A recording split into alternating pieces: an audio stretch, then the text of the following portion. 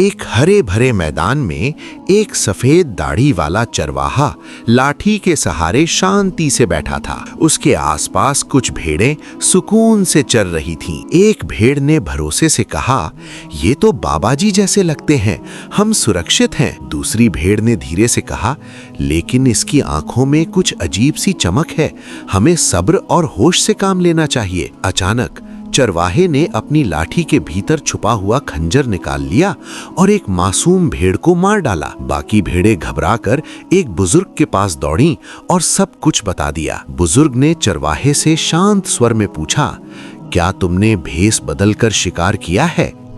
उसने सिर झुकाकर कहा, हाँ, यही सबसे आसान तरीका है।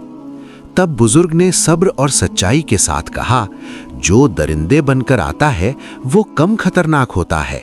असल खतरा वो है जो चरवाहे का भेष ओढ़कर धोखा देता है।